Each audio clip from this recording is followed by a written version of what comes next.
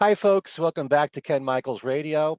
I've been having so much fun, as you can imagine, interviewing lots of people connected with the Beatles, authors of Beatle books, hosts of podcast shows, people who have worked with the Beatles.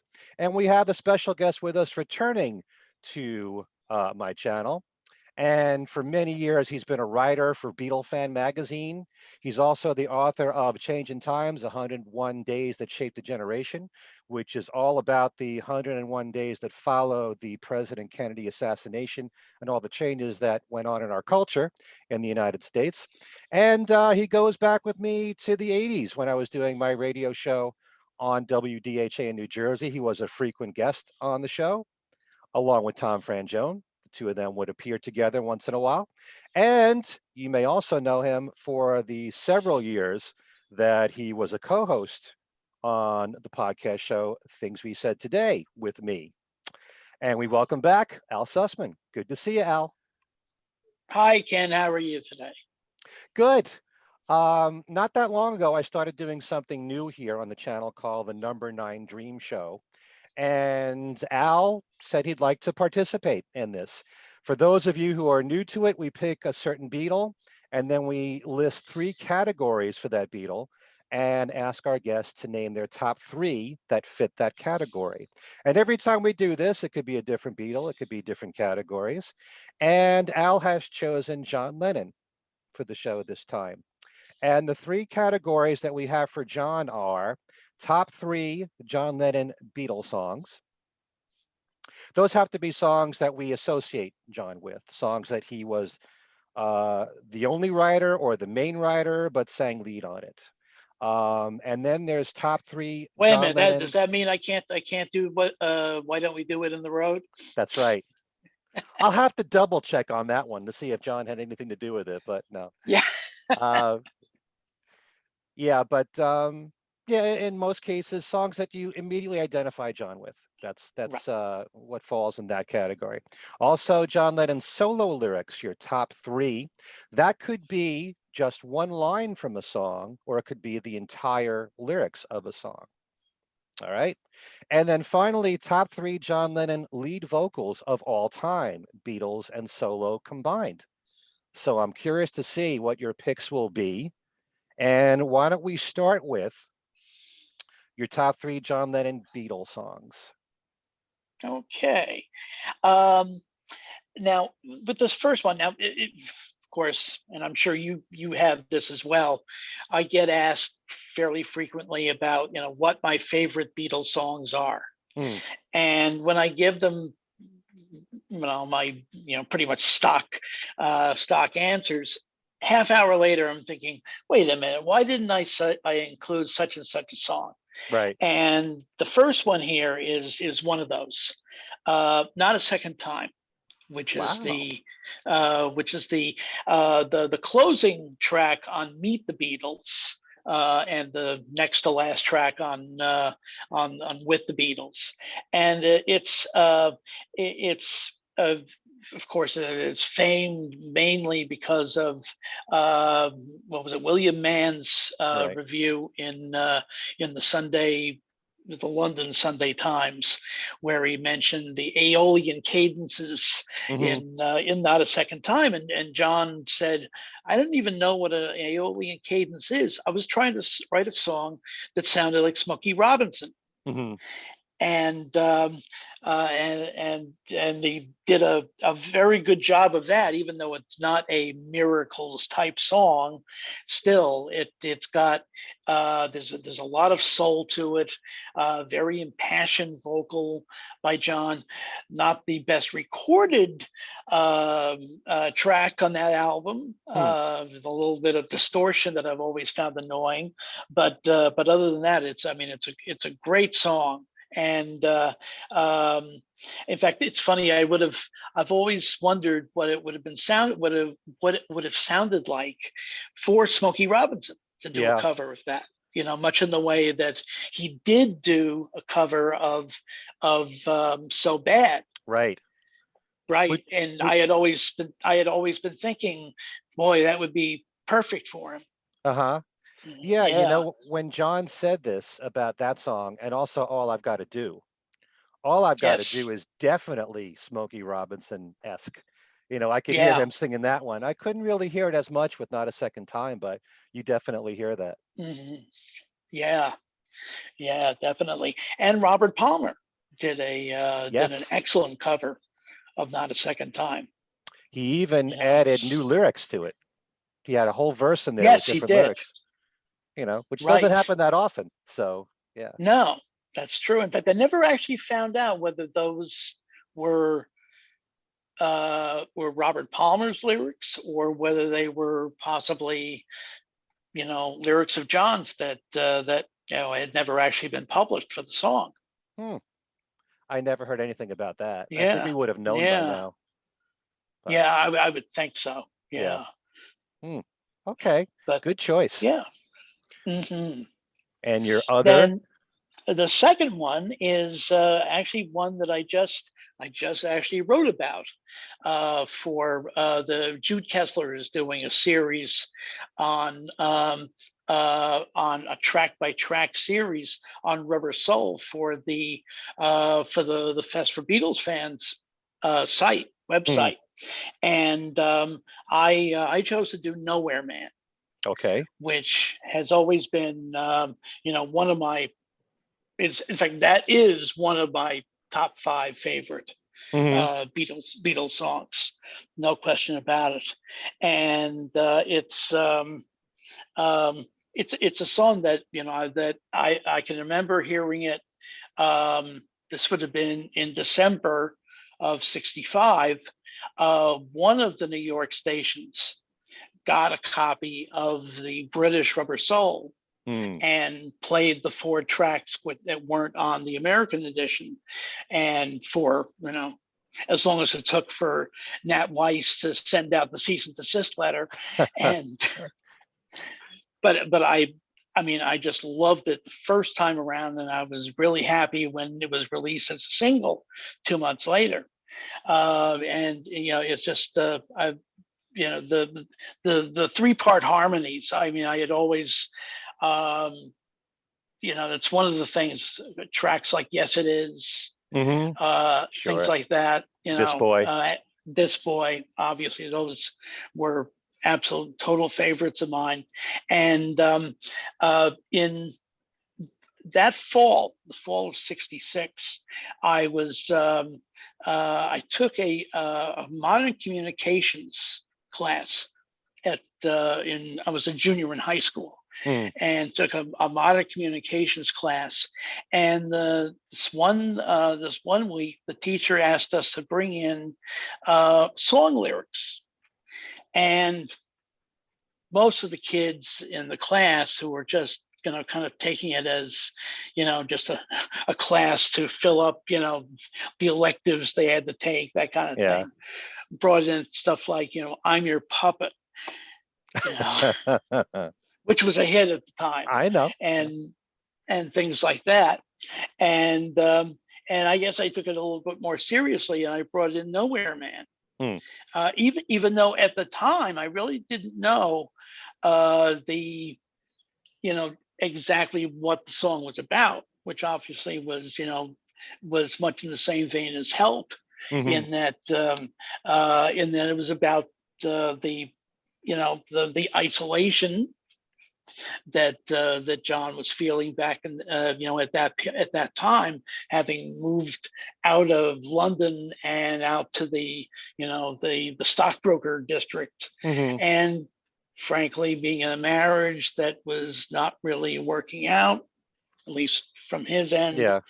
um, and so that's where Nowhere Man comes from, and Right. it's just a wonderful wonderful song. And the funny thing is, there are people that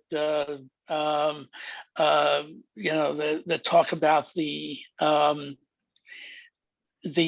American Rubber Soul and the fact that It's Only Love and I've Just Seen a Face were Right. included on the album, Hmm. and they think, well, they must have been put on there because they would sound more folk rock, Uh, which is ridiculous because frankly, as I always called them, the cigar chomping middle-aged businessmen that were running record companies in Hmm. 1966. They wouldn't know folk rock if it hit them in the face. And the ironic part of that is that the two most folk rock tracks on the British album, which were Nowhere Man and If I Needed Someone, weren't included on the Yeah. on the American edition. So that shows you what people know. Yeah, but you And also know that there are a lot of people who were brought up on the American Rubber Soul who actually have a preference for it because they're so used to it that way. And I've just seen a face as one of the great opening songs for an album, oh, at least oh, for this, absolutely, and so, it took on this feeling of being a folk album for that reason. yeah, And absolutely. yeah, and then you compare that It, to the British one with Drive My Car opening up, which has more of an R&B feel to it, mhm, at least I think. So there's a big difference just from the opening tracks there. But yeah, yeah, but there's something to be said about no matter what, it's valid if you're brought up this way with the American albums. There are people that we know that prefer because that's how they learn the music. So, yeah, exactly.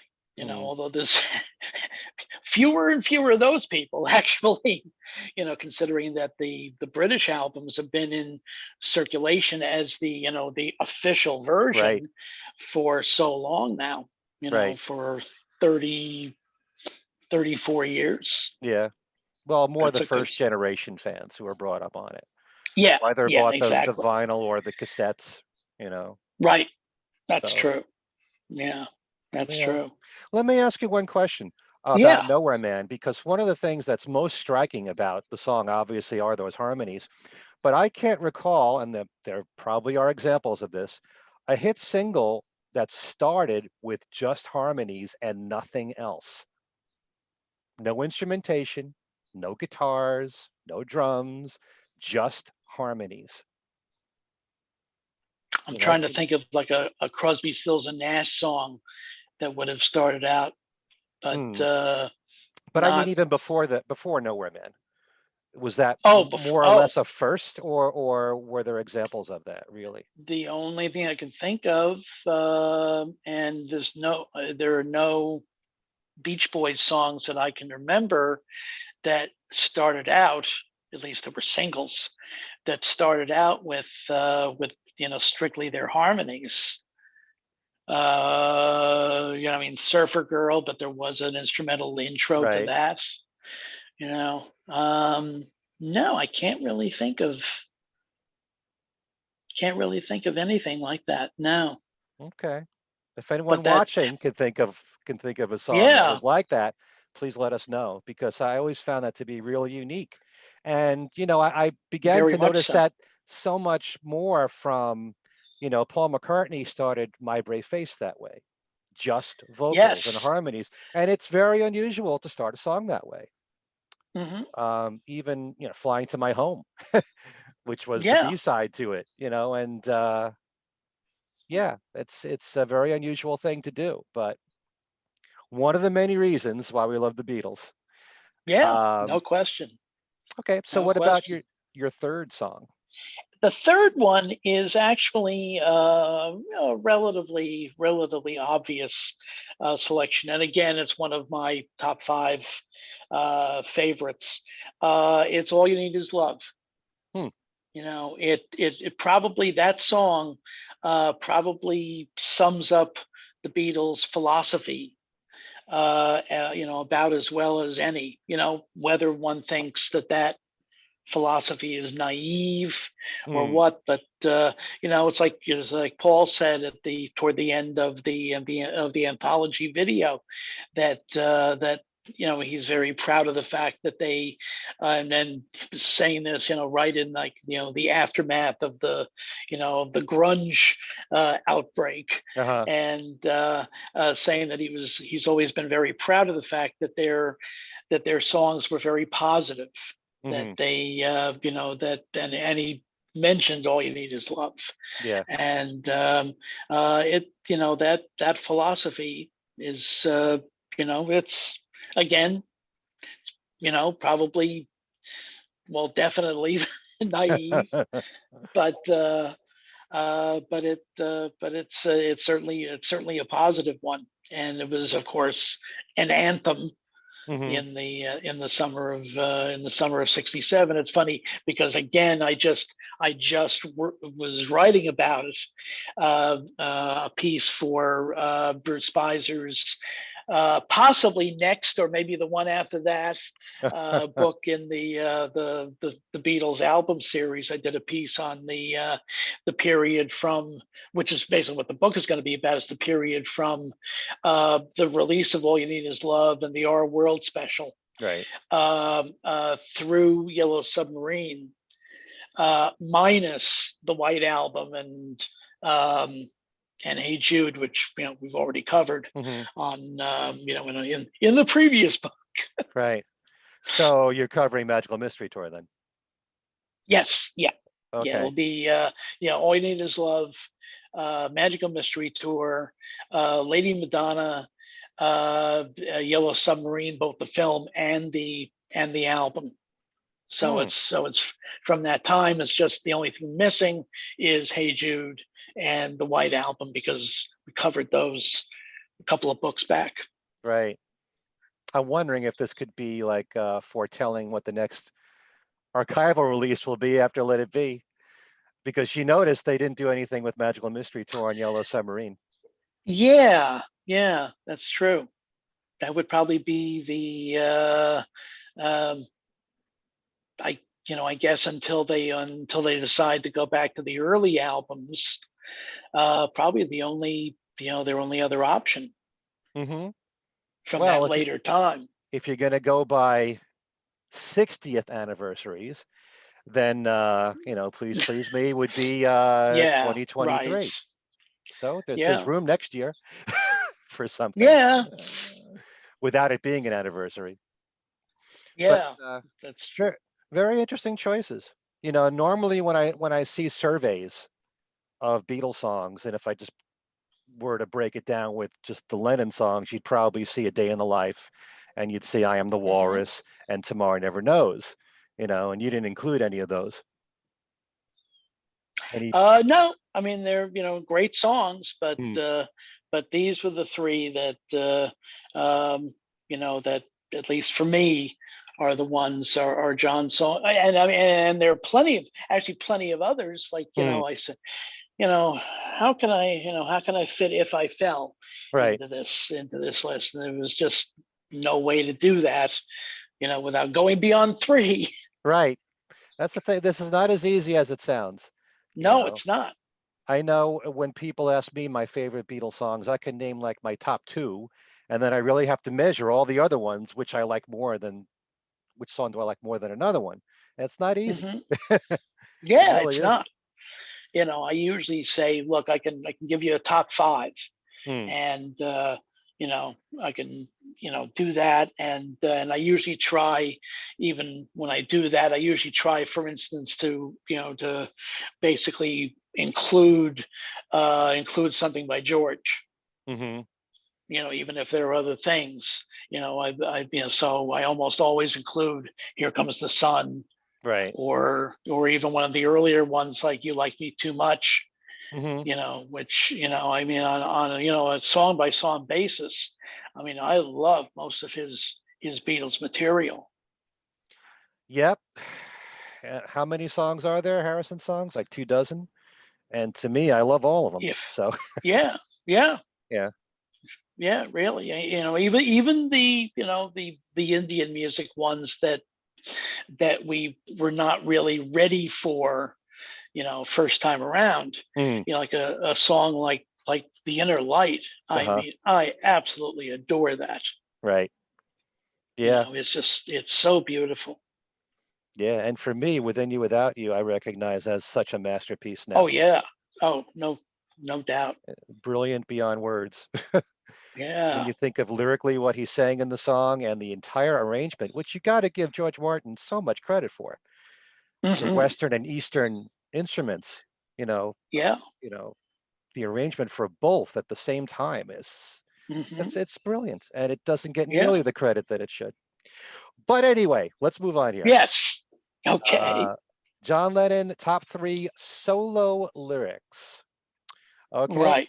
As I said before, this could be just one line from a song, or it could be the entire lyrics of a song. And I must Hmm. say one thing here, because I know that a lot of people love the line, life is what happens to you while you're busy making other plans. I Right. remember years ago, Robert Rodriguez had written in one of his books that that was taken from something that was written in Reader's Digest back in the Hmm. 50s. Not that I'm aware that John read it, but Hmm. apparently he wasn't the one who wrote it first. He wasn't the originator of Right. that line. So we really can't include that one. Right. But And the same with Grow Old With Me. oh yes, right. That's Elizabeth Barrett Robert Brown. Browning. Yeah, Yes. Barrett Browning. Robert Hmm. Browning. Okay. Right. Okay. So what top 3 do you have in this category, Al? Okay, and I'm going to beg your indulgence. I have to hold this iPad a little closer That's okay. because this table can see better than I can. And the first one is watching the wheels. Mm, Um, even though obviously we know that the story that they in the interviews that John and Yoko gave in the days before December 8th, some of that is idealized as to what those 5 years were were like.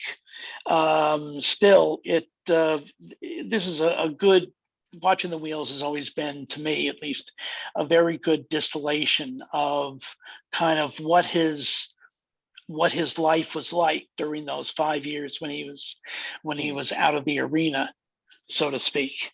Um, it may be hyperbole, but it's a song that that really it really encapsulates that time.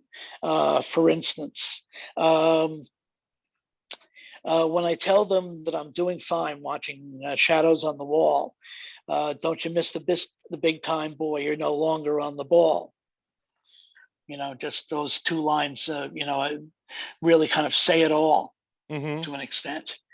And also this was the song that I can remember in the early morning hours of December 9th, that probably heard that song on the radio more than any other, even though it had only been out for 2 weeks, Right. because it just seemed to, I guess the hideous irony of all of that here he comes back after after 5 years, and then this happens 2 weeks later. Mm-hmm. You know, so that was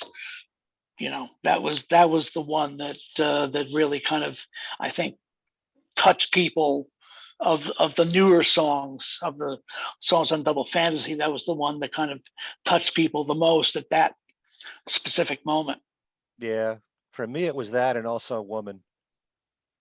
You Yeah. know, Hmm. to hear a line like "for showing me the meaning of success." Hmm. Is this what happens Yeah. after all the great work Yeah. that you've done? You know, Right. very ironic that particular line. But yeah, okay, yeah. I always thought Very Watching the true. Wheels was so brilliant because to be able in 3 verses and a chorus to sum up the last 5 years of your life and how you felt being away from the public eye is so brilliant. And I've often Yeah. said, and this is not meant to be in any way critical of Bob Dylan, who I think is a genius. He can write a million verses and tell a story like nobody can. But if you can Hmm. do it in 3 minutes, 3.5 minutes, and say everything you need Right. to say so concisely and powerfully as John did, that was Hmm. so brilliant of John. Right. Yeah. That's very true, and that is one of the things that kind of separates John's music from Dylan's. Hmm. Is that so much of Dylan's lyricism is kind of shrouded in mystery and obliqueness. Hmm. Whereas John. for the most part, except in the very kind of wordplay image filled songs like Walrus and Lucy in the Sky, things like that. Hmm. But in most of his work, he was generally very direct and very personal. Yeah. In the less is more category, if you can say a lot with few words, that could be Yeah. so overpowering. And I found a Hmm. lot of John's music to be that way. Yeah. Mm, mm. Okay, Very, very much so. let's Now hear. the second one, you'll love this because it's from an album that you and I both love, Mind Games. Uh-huh. It's Only People, Okay. and it's a song that that on the surface you hear it and you think it's another one of those Lennon anthems, a power to the people, give peace a chance type of anthem, and it really isn't. It's really more of kind of like a wistful, um, kind of ambivalent um, song about having gone through so much of the late 60s and early 70s. By 72, 73, Mm-hmm. I think a lot of people that had been activists and all kind of had a different perspective. For instance, well, it's long overdue. There ain't nothing better to do. Now we are hipper. We've been through the trip. We can fly right on through. There's nothing on earth we can't do. Fish or cut bait.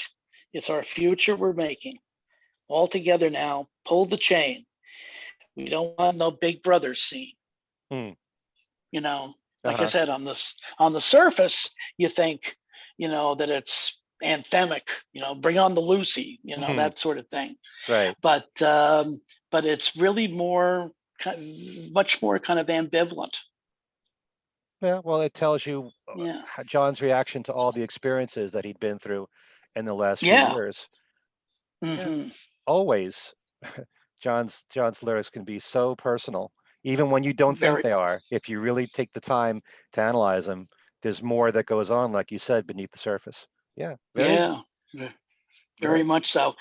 And the third one is even more so in that respect, and it's "How" Ah, from the Imagine album, which is you know I can tell you, much in the way, much like Brian Wilson's "I Just Wasn't Made for These Times." mm, This is a song that certainly I can tell you firsthand, kind of said it all about growing in through adolescence and into you know allegedly young adulthood in the in the early 70s. yeah. It just how, again, ambivalence and not being certain of your role at at that time or where you're going. Mm, For instance, how can I go forward when I don't know which way I'm facing? How can I go forward when I don't know which way to turn? How can I go forward into something I'm not sure of? yeah. And, you know, as I said, when you're 18, 19, 20, 21, in say, 1970, somewhere around that really says it. Mm-hmm.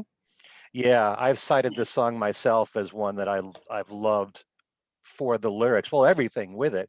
It's very overlooked, this particular song, especially considering the fact that it's on such a cherished album like Imagine, and people Hmm. always list the other well-known songs from Imagine without mentioning Sure. how. But another case of very simple lyrics that pack a lot of punch. And Yeah. those words that you just said, this is how can I go forward when I don't know which way I'm facing? How can I give love when I don't know what it is I'm giving? I mean, Yeah. wow. Exactly. It's a I Yeah. these are words we can Oh all yeah. I relate could have done the whole song, but to. Yeah, yeah. it's just so amazing. In few words, but it says so much. That's Yeah. that's that's a real gift right there. Hmm. Okay. Yeah. Before we go on to lead vocals, Yes. and I don't want to go into this for any great length, but you said something Hmm. before you discussed watching the wheels about the last 5 years of John's life that you don't kind of believe the perception that he gave or John and Yoko gave of what their last 5 years were like.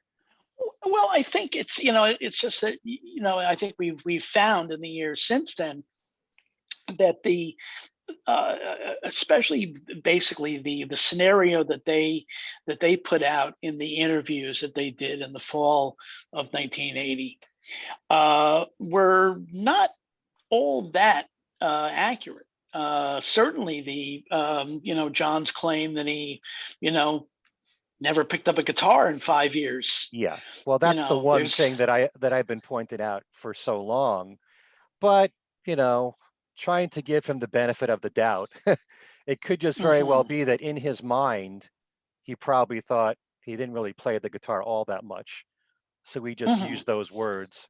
It also sounds a lot better to make it seem like these were all brand new songs that came to him that were in Double Right. Fantasy and Milk and Honey, and some of them were, and some of them took a few years to fully, Sure. be written. But yeah, I will agree with that. But as far as, their relationship is concerned, John and Yoko's, you know, I I tend to believe their version of their story. Yeah. Yeah. I mean, obviously there have been, however many books that have come out in the years since then, which have, you know, given one particular version or another, especially people who have axes to grind with Yoko, Hmm. that have kind of inferred that they were on the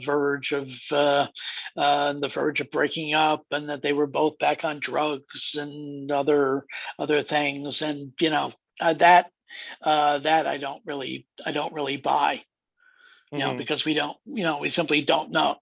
Right. But yeah, but my main beef is just the musical Right. end of it, that they didn't pick up a guitar for 5 years, and then 8 years later the Lost Lennon tapes Right. premieres. We've got all of these demos.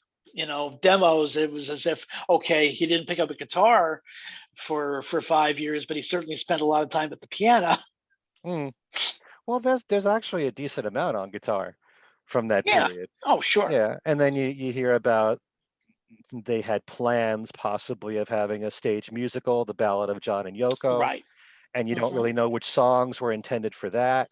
So, Right.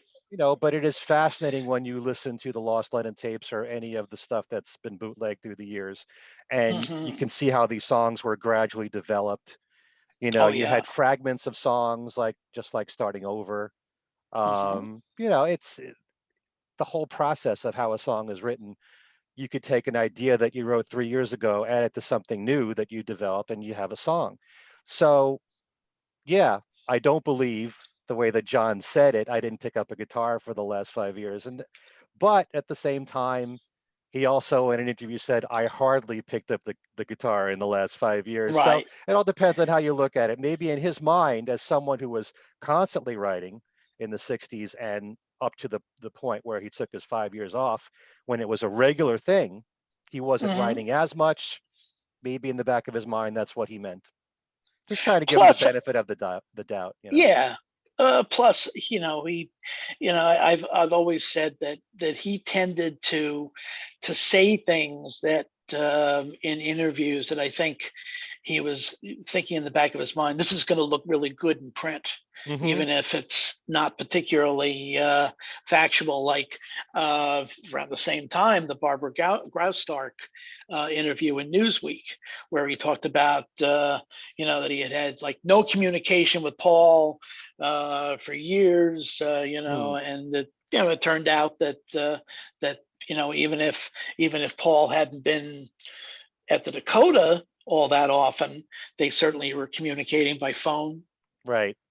You know, Mm, so so it's he was very good at kind of self mythologizing, Hmm. and not in a bad way, but he was certainly good in kind of creating his own kind of self-image. Right. And he was very much aware of that. Yes. Yeah.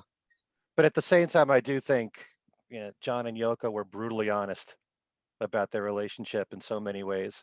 If you read all the Hmm. interviews where they've said things that are just so deeply personal that, Right. you feel like you're a psychiatrist or something and you're listening to their problems. And I Hmm. don't recall other people going that deep into their personal lives and exposing that to the world. So, Not in that era, no. I tend to believe just about everything John said. But yeah, he Hmm. was very much aware as he's giving an interview, the power of the interview, the power of a quote, what would look good if it's Yes. highlighted Right. in print. Yeah, yeah, I definitely Hmm. agree there. Yeah. All right.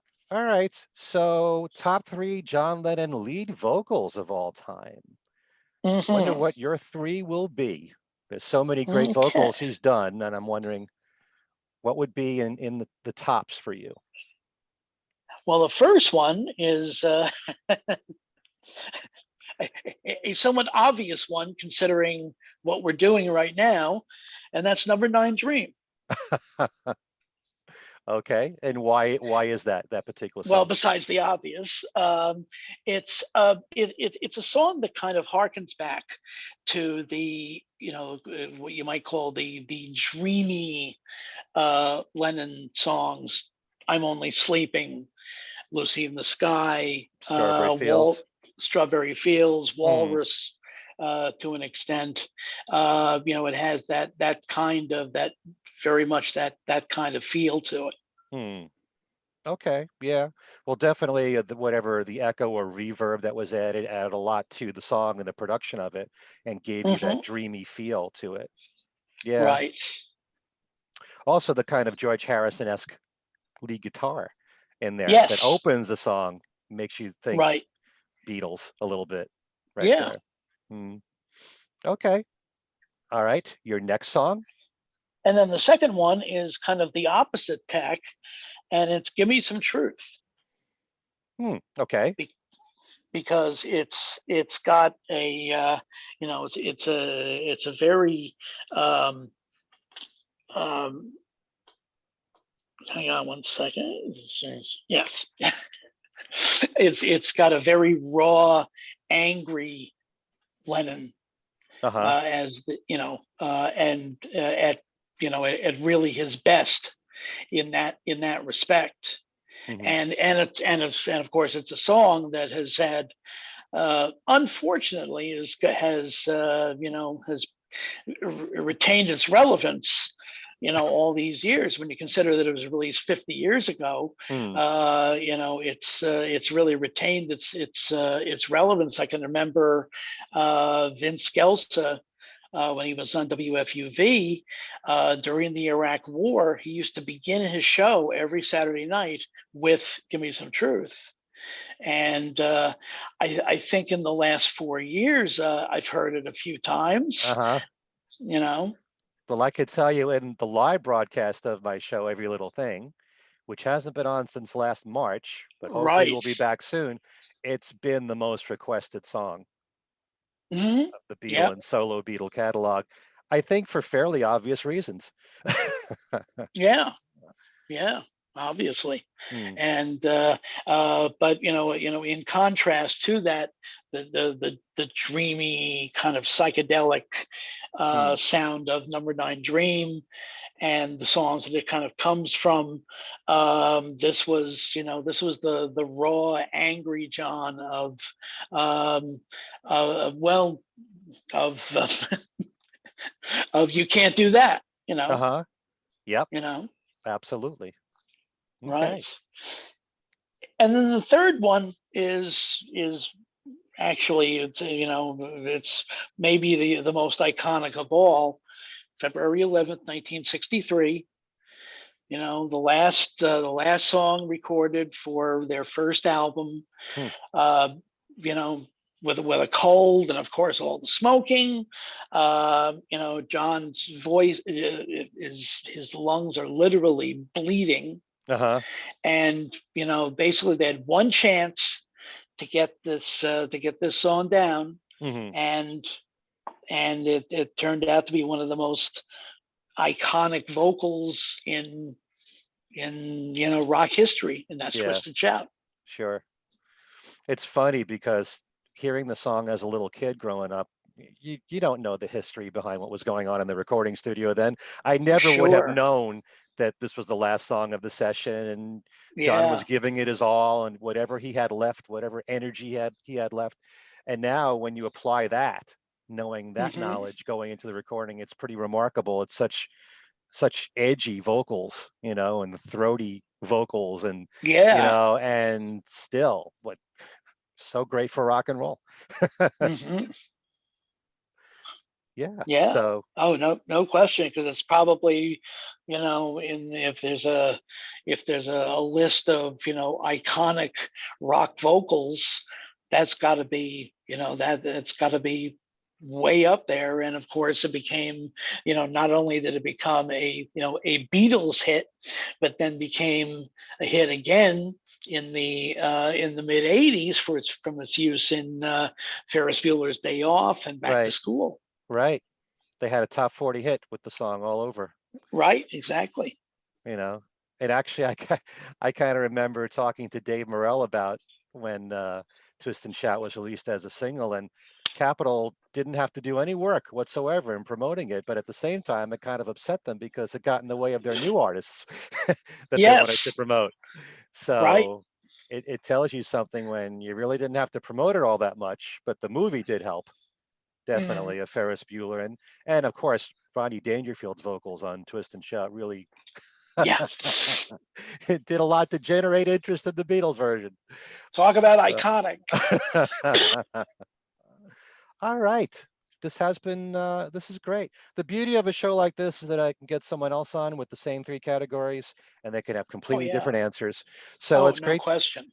Yeah, it's great to get your insights on this and tell us what you're up to right now. Is there a new article in particular with Beatlefan that you're in the midst of writing? A Well, as a matter of fact, in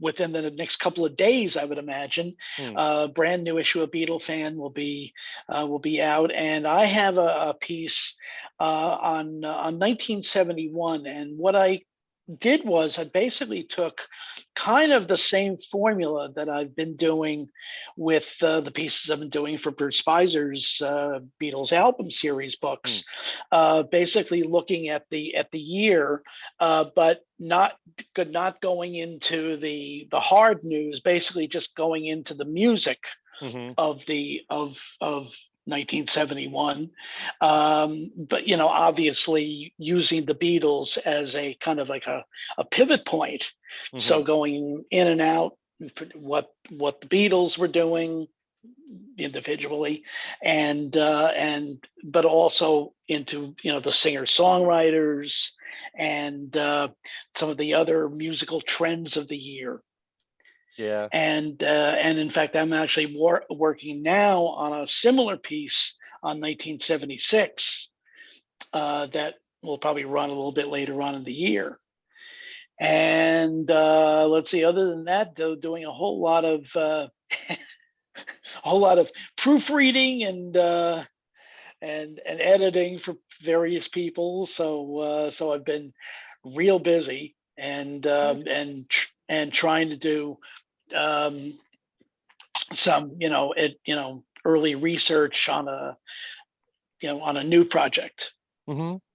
Okay. Well, I definitely want to read that article on 1971 because, as you know, even though I like, most of the decades, the 70s is my Hmm. decade, and we should have you on to do a show, not so much, 60s versus 70s, but the Hmm. differences between both decades, Oh from what you yeah, observed, because the 70s to me absolutely. is such an amazing, fascinating time for all the different styles of music that emerged and that was selling, whether it was on the top 40 charts or the birth of album rock and, uh, progressive rock and singer songwriters, and later on disco and new wave and punk rock and everything. It's such an Hmm. amazing time. So many changes took place, Oh, it and was it was like the, like the music industry in the 70s. It was like the Wild West. hmm, It was like anything goes. right. There were so many different musical genres that were, that received, a lot of notice. Hmm. It wasn't like now where yeah, there are genres that get that are out there, but they don't really get a whole lot of notice because the industry is now so you know is basically so consolidated, and there's only a couple of different you know genres that really get much visibility, Mm, yeah. other than pop and hip hop and bro country. There's it's not a lot of room for much else. But Mm, whereas in the 70s, it was everywhere. You I know. know, like you, yeah, like you say. I mean, just in doing the 76 piece, um, the fact that 76 was really the year where where punk, the not the 60s punk rock, but the Hmm. kind of like the more exaggerated extension of that in the 70s with in New York the Ramones, and in Right. England the Sex Pistols, and Uh-huh. and all. And that the 76 was the year that really began, and it was also the year when disco, actually even more so than 2 years later, when Saturday Night Fever, Studio 54, Hmm. et cetera, et cetera, et cetera. Um, 76 was really kind of the big breakout year for disco. Hmm. There had been a fair number of hits in 74 and 75, but 70 but as far as like the charts, Yeah. 76 was like 76. I suppose if you did like a side by side comparison, there very well may have been more pure disco hits in 70, number one songs in Hmm. 76 than in 78.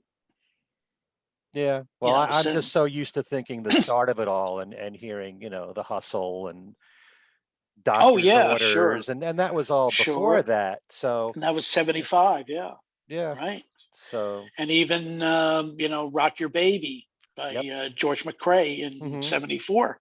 Yep. So but yeah, it was 76 was, I mean, like the whole fall of 76, the number one songs, it was, and then was, Casey and the Sunshine Band, Hmm. Wild Cherry, the Bee Gees, Yeah. and you know, Uh-huh. it's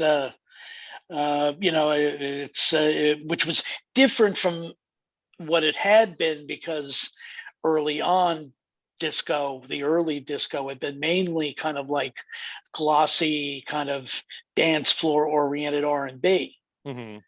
And it was by the fall of 76 that it had become more kind of mainstream. Yeah. Yeah. I can remember even before the ones I mentioned, like Love's Theme, from the Love Unlimited Yes. Oh Orchestra. I mean, yeah. that's kind of the Sure. start of it all. But, by the time we reached the second half of the 70s, things had changed so radically, in many different Oh directions. And, you know, I thought it was an exciting time, but I also love that first half of the 70s so much. So that whole decade is really something we should explore here on my channel with different yeah, conversations, and I'd love to have you on there for that, and making a absolutely. comparison with the 60s too. Like I said, not saying which is better, but how it all changed. It was different because the kind of the barriers that were blown down in the 60s, all of that was kind of uh, the musical advances of the 60s were then arguably improved upon in the 70s, Hmm. and certainly expanded Definitely in that in direction. the Yeah. 70s. Yeah. Yeah.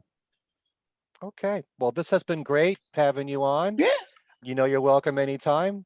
Just just I appreciate it. give me a holler, and thanks so much for doing this. Thanks to everyone for watching. And if you can, please subscribe to my channel.